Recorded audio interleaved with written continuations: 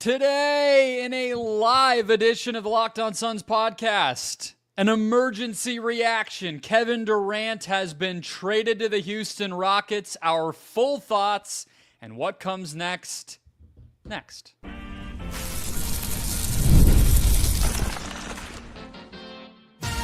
You are Locked On Suns, your daily Phoenix Suns podcast. Part of the Locked On Podcast Network, your team every day. Welcome back into Locked On Phoenix Suns. I'm Brendon, Kleen, a staff writer at Awful Announcing and a credentialed Suns media member. Thank you for making Locked On Suns your first listen immediately after the Kevin Durant trade has finally gone down. Don't forget, Locked On Suns, free and available on all platforms, including YouTube. Just click that follow or subscribe button. Do what thousands of other Suns fans have already done. Become an everydayer. Get locked on to the Phoenix Suns right here each and every day. Today's emergency live episode of the Locked On Suns podcast brought to you by Monarch Money. Take control of your finances today with Monarch Money. Use the code LOCKEDONNBA at monarchmoney.com for 50% off your first year. Joining me to break down this insane, unfortunate trade from the Wild West Valley, my fellow Suns credentialed media member. How are we feeling? Ben Garcia. I kept the energy up for you right up until now, but, take it away. I'm at a loss for words, man. I'm at a loss for words. I understand that there is, I guess if you're someone, maybe you're into Jalen Green, that you could get excited about it. But as I'm Jalen literally Green's getting parents, maybe? Is that the list of those that's people? a good one. Jalen Green's, doesn't he have like a significantly older girlfriend too? Like him and Bill Belichick, maybe he can come coach the team and it could just like be that type of thing. But I don't, honestly, man, I think I might have just kept Kevin Durant at the end of the day. I mean, we'll get to that. Yeah, not great, man. Not great. I don't know what you want me to read the say. trade. Not great. Chime in the chat. I see Joshua. I see Lucky. I see Animal. I see Drew. There were people in the comments or in the chat before we even hit record or hit live. So keep going. We'll definitely, in the last segment, have plenty of time to just cruise and make this a long one if you guys have questions and thoughts to go around. So thank you all for being here. The big question, I think, is why did they take this deal? What was the thing that finally got this over the finish line? And so let's read what the deal was before we answer that question. Coming back for Kevin Durant, who is headed to Houston, Jalen Green, Dillon Brooks, the number 10 pick this season, next week, and 5 second-round picks. Per Gambo, those second-round picks, Ben, are the Rockets' 2032 second, Boston's 2030 second, number 59 this year, and 2 seconds that Houston had for next season, which I can try to guess at what those were based on what they had available. And that's it. That's the whole deal. So notably absent from that list that I just read for you there, Jabari Smith, Cam Whitmore, Reed Shepherd. I mean, any number of people we might have expected, not in that list, not in this package. What was your reaction when you saw this come down? I kept looking for Jabari Smith. I read the Shams Charania tweet twice. I saw Dillon Brooks as the first name that popped out of my mind. And then I saw Jalen Green, and I was waiting for the third team that was supposed to be taking on Jalen Green. It was ultimately, man, at the end of the day, I cannot believe they took back a deal for Jalen Green. Like, everything feels like a lie. We were told, this is why you can't believe any of the reporting, any of the betting markets, any of anything, man, because we were told before Minnesota Timberwolves had a better offer. I think the Raptors potentially might have been a better offer than this because we always thought Jabari Smith Jr. was in the deal. I mean, you would have gotten a better pick too. Yeah. Although freaking Toronto apparently wasn't even actually going to include Pirtle. So even they were getting spicy with their negotiations. Doesn't it tell you that the offers were so horrendously bad? The Suns felt like they had to take this offer before the NBA Finals and try to kind of push this bad press down the road. Like, if the Suns do this deal on Monday or they hold on to it till Monday, it tells you that they feel like they got a great deal. I mean, Gerald Bourguet put out a tweet we thought sounded optimistic what the Suns might get back. And the fact that you got, it feels like 2 salary cap fillers and a first round pick, like, break it down like this. Jalen Green, kind of a really poverty Devin Booker. Dillon Brooks, I mean, like, he's a good 3-and-D guy, but he's not necessarily known as a culture guy. Memphis wanted him gone. 5 second-round picks, whatever. And, like, the first-round pick, man, you put so much pressure on yourself now to nail that pick. And the it's whole just trade is that pick. It's all it is. It's all it is. Yeah. It is make or break on that pick. So I want to get into the package in depth, like, next, just in terms of how we kind of got here and everything else. But just the negotiations, the sweepstakes, the patter of everything we've been talking about day by day by day throughout this whole offseason and definitely over the past couple of weeks. I guess my question, as dumb as this might sound, considering they just took the deal, was this the best deal? Like, or do we think that there's some aspect of it that they must just have fallen in love with? I mean, of course, you can't try to say there's much going on here to fall in love with, but did they? I try to look at it from that standpoint, and I think, okay, the pick's high. That's a decent thing to get. The number 10 pick is a decent thing to get. Now, everybody's saying that this is an 8-player draft, so it's like, of course, they would get a pick right outside of that cluster. But Toronto had the 9th pick on the table. So, all right. And then we're seeing from John Gambadoro that allegedly they're not even necessarily looking to flip Jalen Green, as I throw that tweet on the screen here. The Suns do not plan to trade Jalen Green. He is expected to play alongside Devin Booker in the back. Okay, so you could have convinced me maybe flipping Jalen was an aspect of this that they liked, because then they're going to get... Did you misspell ham, or did you think you were saying hand? I'm sorry. That was too funny. Listen, man, we got our ham sandwich and our Capri Sun. I'm sorry. Walker. I'm sorry. We appreciate you being here, but Ben was not talking about a hand sandwich, just so everybody knows. This whole time. It's ham, like the meat you eat in a sandwich. Okay. But anyway. I'm sorry. I didn't mean to disrupt you. No, it's like, so, okay, but flipping Jalen Green could have been another part of this, where it's like, well, kind of what we saw with Dame, where the Blazers end up getting a lot more because they flip Drew Holiday. So then, okay, that's not clearly what they loved. And I come down to, like, I know you said Dillon Brooks isn't a culture set. I think you could look at it multiple ways. He does fit a lot of the superlatives and flowery stuff of grit and defense, and he fits that. So maybe they really just actually liked that part of it more than some of the other salary filler type guys. Like we heard, they didn't like Wiggins. Gambo called him soft, according to the Suns. Is it like that? It sounds so stupid to say that this trade came down to Dillon Brooks, but maybe they actually did like that part of it more than some of the other things, and all else equal, they just said, screw it. That's a guy we kind of like having around, and we'll figure the rest out.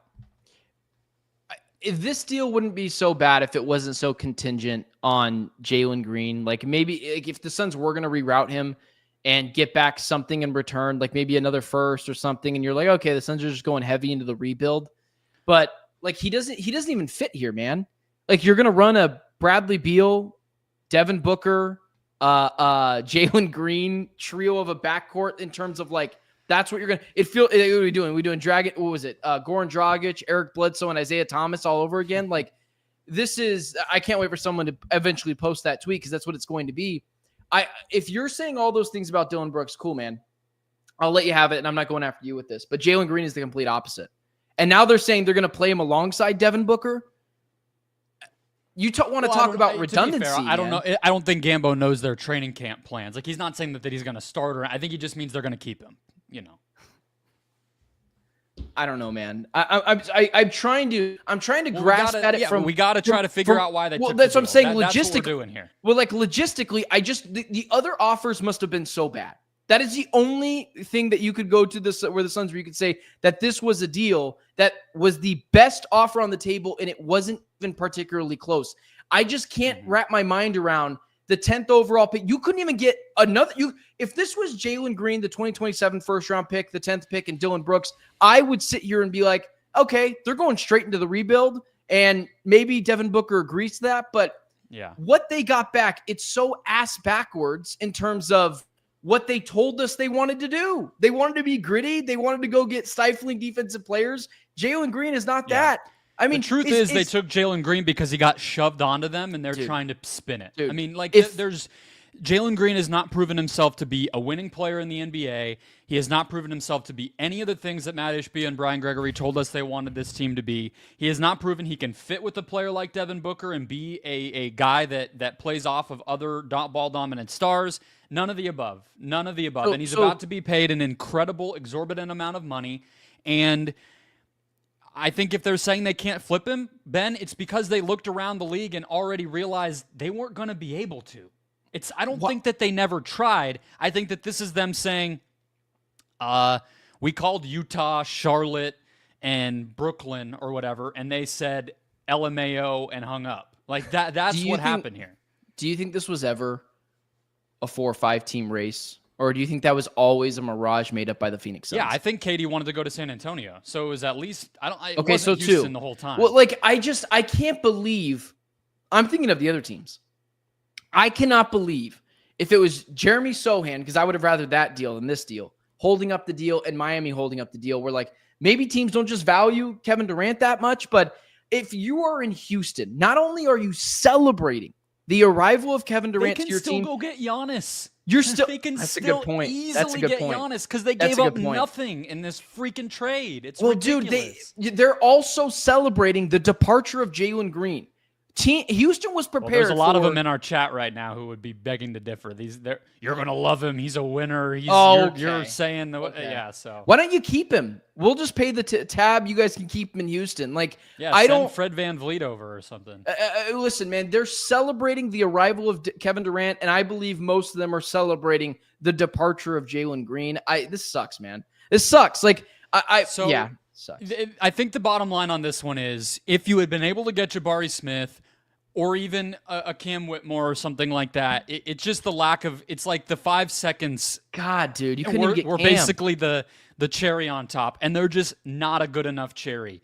As far as the picks, we mentioned the 2026 seconds. I want to circle back to that. They have Dallas's and the Clippers, so I would imagine that that's going to be what it is. But when you look at the list of things that they have here they have a 2029 Dallas first-round pick. They have their own firsts in basically every year except for 2029.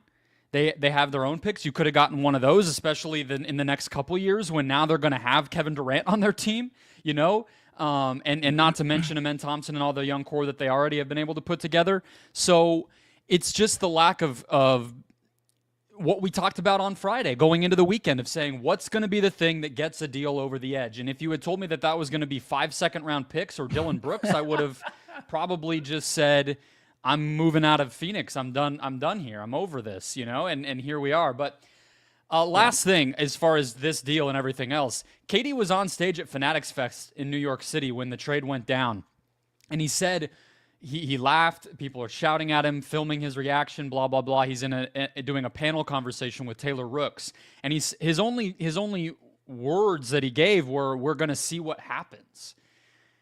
Which is a bizarre thing. Maybe he just didn't know if it was real or whatever, but it's odd that he was on stage if this was close, and it's odd that he didn't know enough to say more than just, "Oh, we'll see what happens." So I wonder what the behind the scenes of it were for the last few hours into this morning, where Gambo's tweeting it's close and Gerald's backing that up, and then now we're getting to KD almost not, I wouldn't say he seemed blindsided. He was kind of laughing, but at the same time, I don't think you would send him out there if you knew that the trade was going to happen while he was sitting there. So it's a bizarre series of events. It doesn't feel like they got the most that they could have, and I don't see how this trade fits into anything that they told us that they were going to do. But let's look a little closer at some of these players, the pick, the context of the trade on the sliding scale we've been talking about throughout this past month. And I want to circle back to something Ben already suggested. We'll do all that next. First, today's show brought to you by Olipop. Yes, there are ads even on the live streams. I'll get through it because I got to tell you about our lovely friends at Olipop. I literally had an apple cider Olipop yesterday evening because my stomach was feeling a little upset, dehydrated, etc. It's a new kind of soda. It's for people who love the classic taste of the sodas of our childhood, of everyday life, but you want something that actually supports your health, which of course those do not. It's 2 to 5 grams of sugar, 9 grams of fiber in every can, and Olipop is reimagining soda in a way that's better for your gut. Traditional sodas, they're loaded with sugar. 39 grams in a Coke, 44 in a Fanta, but Olipop flips that script. Just a fraction of the sugar, no artificial sweetener, and a gut-friendly ingredient core to the product, which is called OliSmart, and it's shown to support digestive and overall health. It's specifically from Olipop, and they've mastered it, and it actually does something good for your body. So, they've got a Dr. Goodwin. It is a substitute for you-know-what. They've got a cherry cola, a classic grape, and the apple cider that I just mentioned. Try your favorite flavor. Find a substitute for your go-to soda. Olipop will have it, and it'll actually make you feel good with those sweet, delicious flavors you're used to. Get a free can of Olipop and buy any 2 cans in store and get reimbursed for one of them. Buy one, get one at any store by heading to drinkolipop.com/LockedOnNBA to claim your free can and find an Olipop near you. That's drinkolipop.com/LockedOnNBA.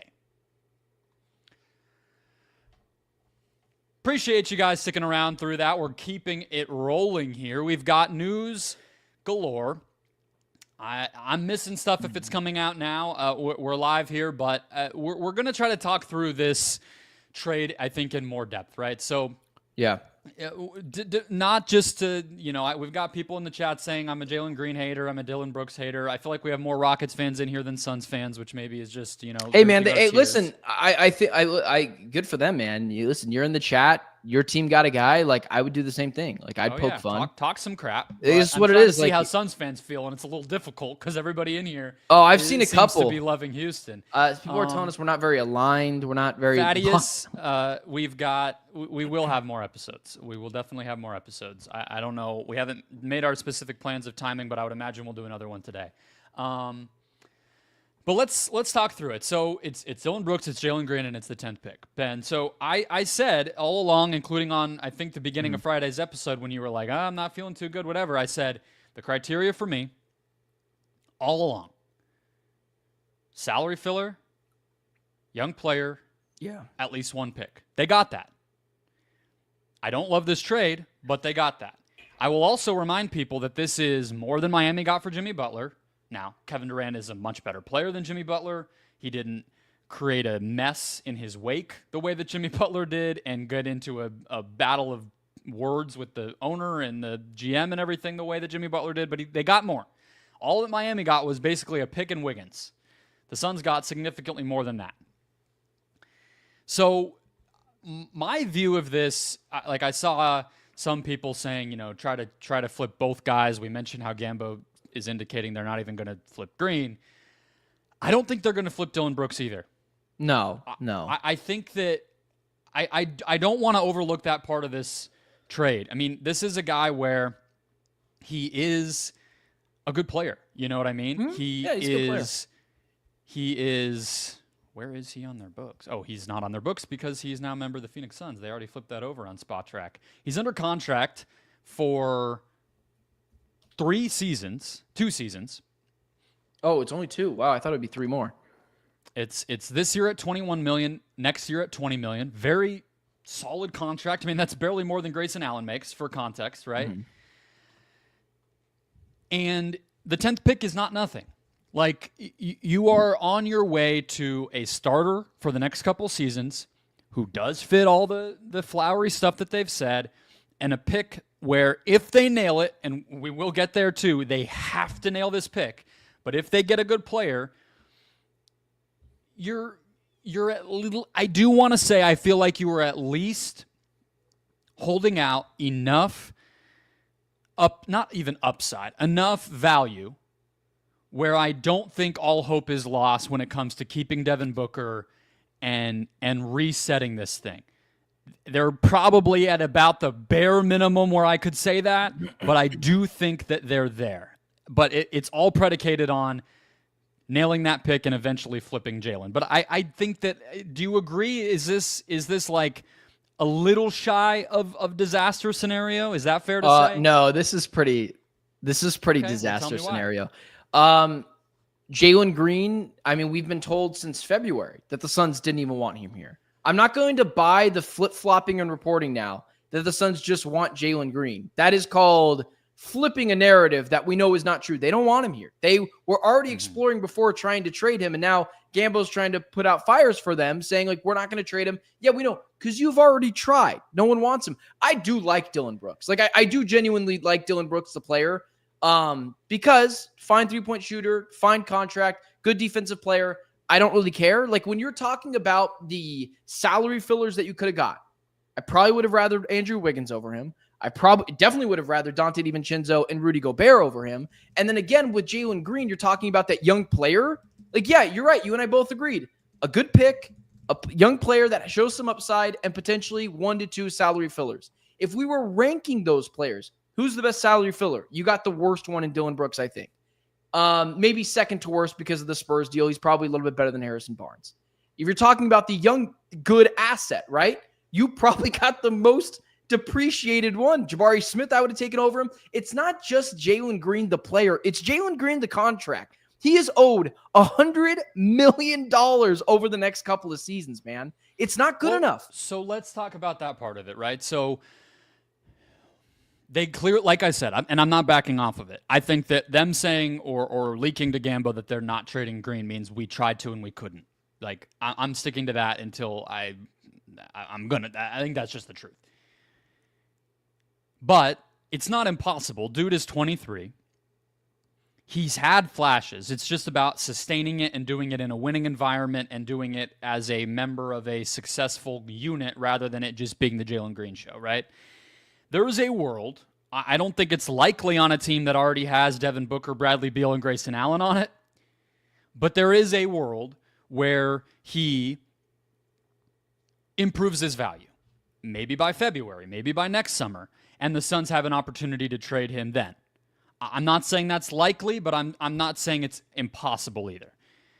So that would improve this trade gradually over time, the same way that now people go, oh, well, the Nets got 130 draft picks instead of the 5 because they flipped Mikal Bridges and they're going to trade Cam Johnson and blah, blah, blah, right? Like, it can become something like that. So I'm willing to hold out that hope. But right now, yeah, you're right. In terms of the young players side, I think this was one of the worst outcomes to me. Because there was a version of this trade we thought might happen where Jabari Smith was the young player and Jalen Green was just the salary, right? Like, that was kind of what we thought was going to happen. And now this is a lot worse. But it could improve over time if they trade Green. That's all I'm saying. I get what you're saying. I know that there is a side of this where, like, you can only doom and gloom forever. At some point, you do have to turn the page. I totally get that. And I'm not sitting here acting like you're trying to defend the Suns front office. That's not the case. I'm not at all. This is a disaster. I know you're not. Yeah, so now we got to sift through it. Exactly. At some point, we have to turn the page. I'm not turning the page yet because I would have been livid with this deal if they got Jalen Green with Jabari Smith. I wouldn't have been thrilled. But they brought him here. Like, I don't even know how they're going to, like, where are they at in terms of second apron stuff? How are they... So the trade I should have said in the first segment, and we were running out of time, so I didn't. It's not going to happen until July 6th. I'm not smart enough to know the exact specifics of the money because all the trade machine stuff that we can use, it can't tell us in July yet. But or at least I haven't gone in and looked. But this is from Bobby Marks. Trade kicker for Jalen Green. $1 million bonus for the first round of the playoffs, blah, blah, blah. He doesn't really have anything about, them saving money. I tried to check in for that, but I believe this trade will save them. No, it'll be negligible if it saves them any money because you're adding the salary of the 10th overall pick. So yeah, I don't even think it really helped them in that regard. That's why I'm like, why didn't you just take the Miami deal then? At least you could have. What was the Miami deal? We don't know.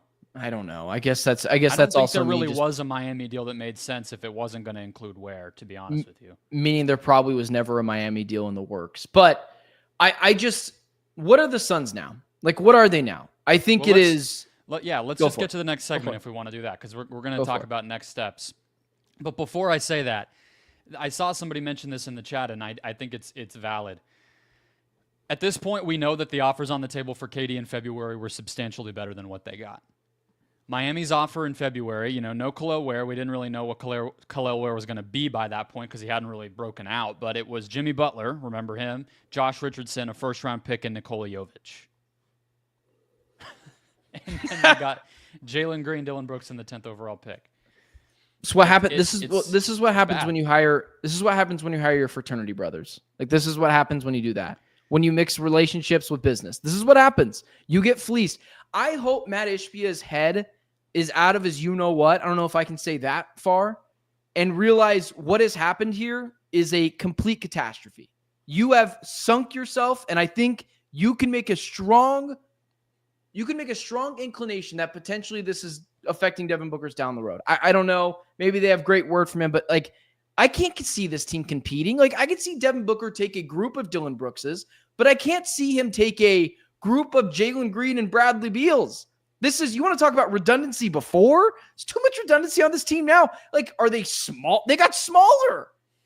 Okay. Well, I wouldn't say that's true. I mean, KD was gone. KD was gone regardless. You're not getting a 7-foot freaking Khalil Ware unicorn is back. 7 foot. Rudy Gobert was 7 foot. These are the deals that we said could potentially be out there. If those deals were never out there. They got smaller versus the hypothetical trades we talked about. I thought you're saying compared to the team that they had last year, which at that point it's kind of the same. More of the same. Dillon Brooks is going to be a wing. I'm wallowing.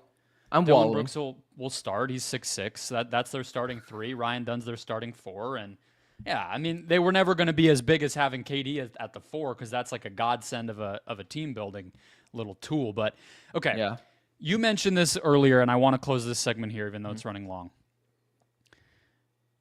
Okay, Major Awesome. I'm not putting your chat on the screen, but you're insane. I just want you to know that. I got to see what this guy said. I'll let you look. You said you would have rather just kept KD than take this offer. Potentially. Do you feel that way? Because what would that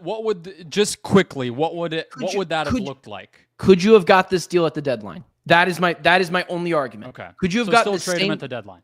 Could you have gotten the same deal at the deadline? If the answer is yes, I would have just waited until next year. Because the 10th pick was only in this draft, and I don't think that first round pick.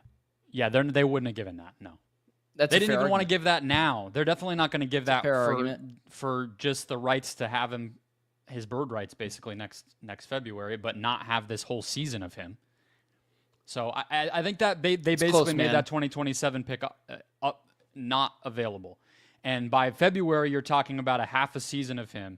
And we saw how that worked for the Suns in 2023. It's almost impossible to go far in the playoffs if you only have a half a season of somebody. So I don't think this would have been available. I think I just barely above the threshold for me.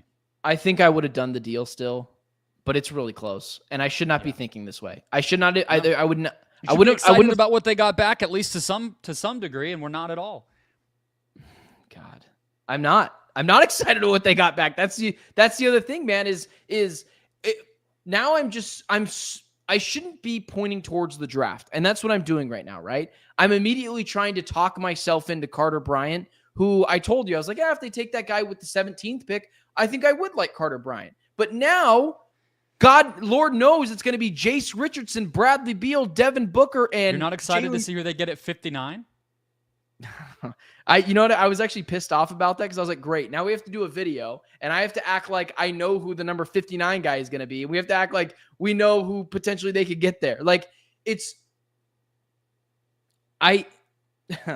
Suns really thought they did something by adding 5 second-round picks. That the Suns won the trade. I know you're a Suns pod, but honestly, you guys won this trade. That's just my burner. It's just my burner account. Got it. Yeah. All right, let's get to what happens next. We've already kind of jumped the gun on the Green side of it. Yeah. But I think it all comes back to number 10. Let's get into it next. First, today's show is brought to you by Monarch Money.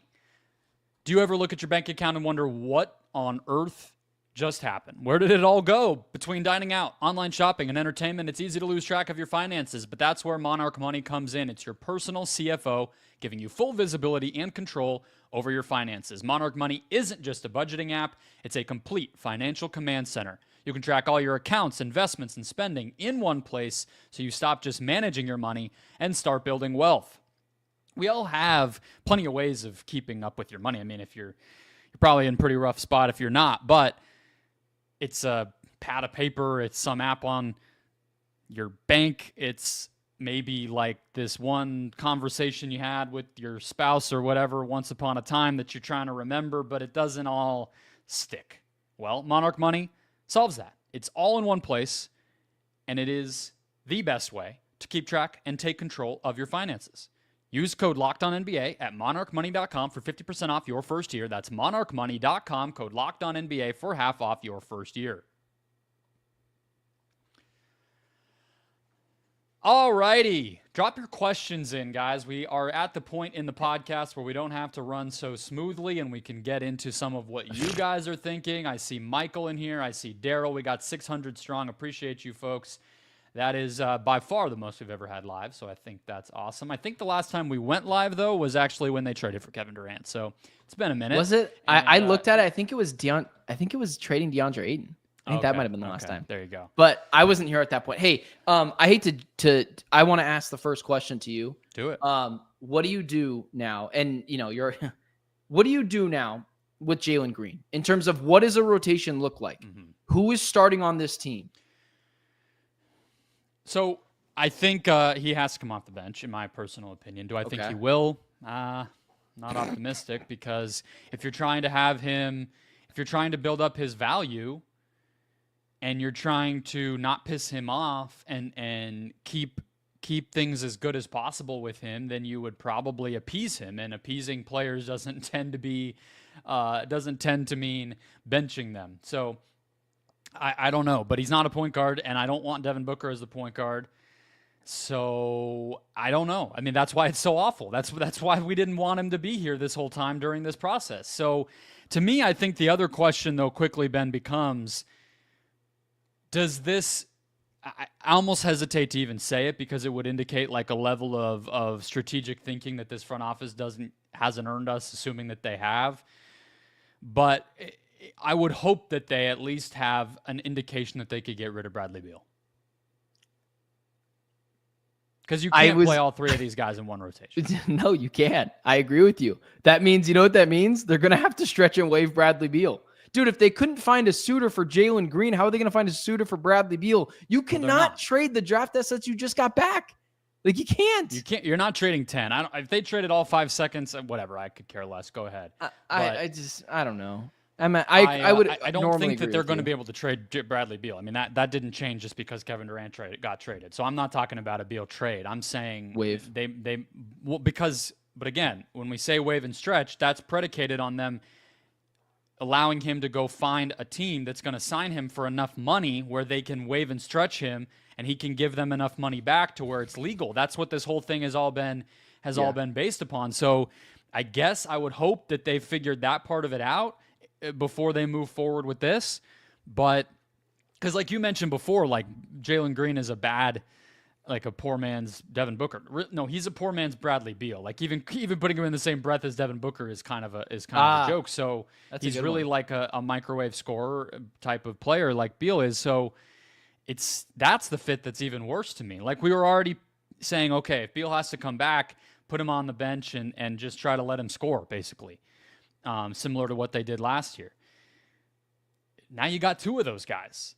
So I don't see any world where that goes well, but I mean, what's your answer? You can't have Bradley Beal here, man. You legitimately cannot have him here. There's no world Bradley Beal is a poor man's Bradley Beal. Dude, King Nacho hates Bradley Beal. I love that guy. He's hilarious. I would say you can't bring Bradley Beal back, but like I got no more to build off that point with you. Let me throw this theory at you. What if the Suns, because we've seen in mock drafts, and again, this is off the rails, this is off the rocker. We've seen Ace Bailey fall. Is there a world where the Suns can package Jalen Green, the 10 pick, and the 29 pick to move up to get a guy like Ace Bailey with the 6th overall pick in the draft? Like, is that something that could happen? I mean, no. I'm not huge on it, but I know there's no way Matt Ishbia likes this deal. There's just no way, man. You can't be that physically wrong about basketball, or I guess I should say mentally, to not have another ace up your sleeve. Could they be trying to move up in the draft to get a guy that they really like, or move up to get Jace Richardson? Horrible pun, by the way. What did I say? You said ace up your sleeve, literally. That is not what I meant to say. That is not what I meant to say. So I think I'm trying to look for a way out of this, man. I hear you. I don't think that's enough to move up in a draft where everybody's saying it's an 8-player type of block at the top. I mean, 29 and a guy who no one likes, that's not going to be. They just tried to trade Jalen Green. If he was good enough to get them from 10 to 6, then they probably would have been off of him already. Do you have a sorry. I think that it's all about, and like you could flip Brooks eventually too. I just don't think it's going to happen this season. I think that he's going to help raise their floor, this ceiling, in a way that's valuable to them, to what they've said that they want. But I think that it really, like, not to beat a dead horse, and we'll have, the next few days to talk about this, it all comes down to 10. They absolutely, positively, do you like someone have at 10? to nail that pick. I like Cedric Coward. Of the guys that are in that range, I mean, of the people we've looked at and the people that I would say I've spent time thinking about, he would be high for me because he checks a couple of boxes where I think he could play for them this year because he's older and he's already kind of dominated as a typical 3-and-deep type of guy. But because he's a late bloomer, I could see him getting better. Mm-hmm. He's clearly a hard worker where he made the most of a pretty terrible path to the NBA, and trusts himself to get better because he turned down, was it Duke, right? Duke. So, if they get him, and that's another piece here, and he has a good rookie season, I mean, we would feel differently about this trade, regardless of what happens with Jalen Green, right? I mean, like, if you just say forget Jalen Green and they flip him, maybe they even dump him. Maybe they have to send the 5 seconds type of thing for him next summer too, and it's ugly. I don't know. I don't want it to end that way, but let's say it does. But they get a promising player at 10, and Dillon Brooks helps them. I mean, you're not going to be feeling like, oh my God, the sky is falling, but the upside, man, of this trade is horrific. There's just not a lot to look at to say it's going to become a great trade. There's no path to this becoming a great trade. The bare minimum is that it's even. We can take some questions here and just after this one thing, because I know you wanted to get. Do to you that like anyone at 10? I think I'm starting to gravitate to a guy like Carter Bryant, who I would have rather picked at 17. But at this point, man, you're not taking a guard. I like Jace Richardson in terms of a deal before this. If maybe this one's got where, but again, I think you're looking for trying to hit a double here, not trying to swing for the fences, because you cannot F up this pick. Carter Bryant, maybe the kid from Duke, I forgot his name, Khan, I think his name is. He's not dropping to 10. Okay, well then there you go. Yeah. I'm looking for someone else to make a mistake in the top 8 picks and fall to the Suns at 10. That's what I'm hoping for. That would be the ideal outcome, right? Even if it's Ace Bailey, I would be very nervous, but you have to take that chance if it happens, if he really, really falls like that. But I mean, I'm just saying no to Knipple because people are talking about him as a top 5 guy. I just don't see him. The issue is as well is you see guys Derek Queen. Yeah, that's what I was going to. Jakushonis. Or Yakashonis, I think is how you say it. Igor Demin from BYU. There's some, Colin Murray-Boyles, who we talked about, before he rose a lot. We talked about him, maybe could get him at 29. Sorber, the center from Georgetown. Obviously, we know they want a center. There's a lot of interesting players. I mean, a 10th overall pick is a significant asset. And it gives you the potential to get a very promising, good player on your team. Do you think... I'm just going to ask this one last time. Booker's still not going anywhere, right? I just see people saying in the chat. Still not going anywhere. He's got a big deal. He's got a big info. I have no clue, but I wouldn't think so. You wouldn't think so. Your opinion hasn't changed, I guess I would say. Okay. Well, then I would agree with you, man. The only reason my opinion would change is if I know how he feels about the trade. I'm not going to just decide I don't like the trade, so therefore I'm going to project my opinion onto Devin Booker and now decide he's choosing. Like, that's all mind reading. I have no clue. Do you think this trade was ran through Devin Booker? Do you think that this trade was ran through Devin Booker and he put his stamp of approval on it, or do you think he might have said, "Keep my guy"? Well, that's the thing, right? That's why I mentioned the Fanatics Fest part of it, where KD at least seemed to be surprised by the timing. Obviously, we know he had an openness to going to the Rockets because that was part of the original 3 teams that he put out there. Even if we know he mostly wanted to go to San Antonio, he at least was open to the Rockets. But if he was on stage and said, "Oh, we'll see what happens," type thing, that tells me that maybe there wasn't a level of communication, which, I'm going to be honest with you, Ben, doesn't exactly surprise me given that Matt Ishbia had tried to shank this dude in February. I don't know if he was exactly on the up and up in terms of letting everybody know and crossing all the T's and dotting all the I's that needed to be crossed and dotted on this part of it. So if he did run something through without, giving a final once-over with Rich Kleiman or Kevin Durant or Devin Booker or anybody else, or heck, his own freaking GM, I wouldn't be surprised. Are you rooting for KD? Are you rooting for KD to succeed in Houston?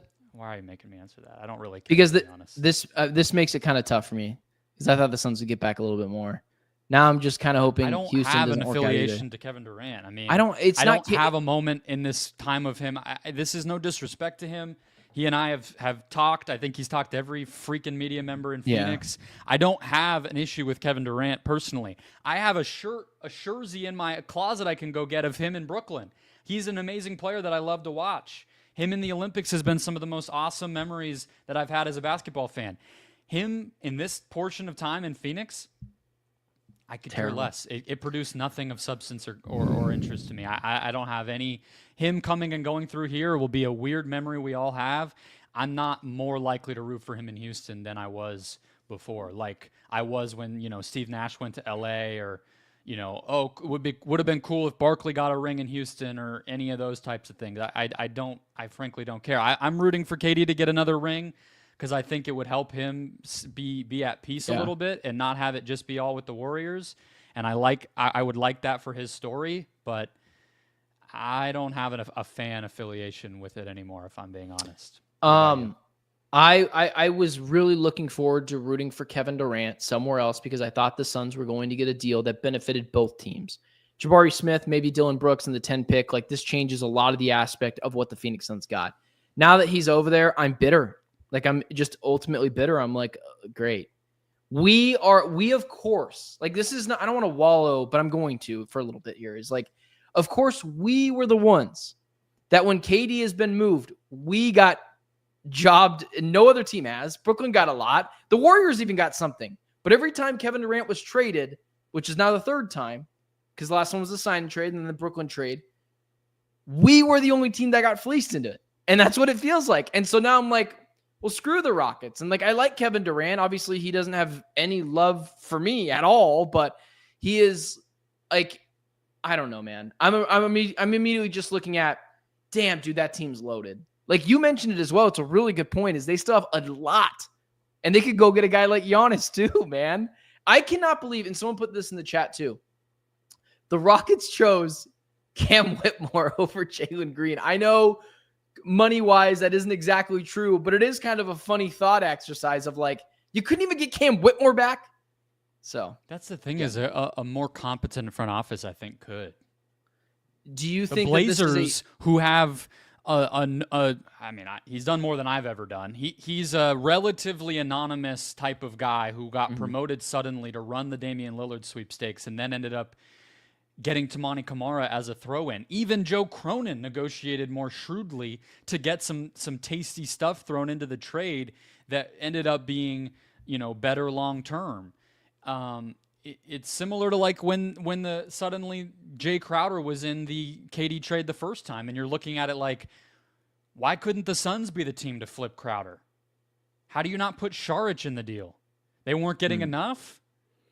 They got Mikal Bridges, Cam Johnson, and every freaking pick under the sun. You couldn't even. be the team to get for the 5 seconds for Crowder. You had to throw him in. Like, the Suns are constantly on the wrong side of those little things with this stuff that always add up. And so, yeah, how could you not just, or like, frankly, I don't know, find a way to get, like, I know he makes a lot of money, but like Jock Landale would play here.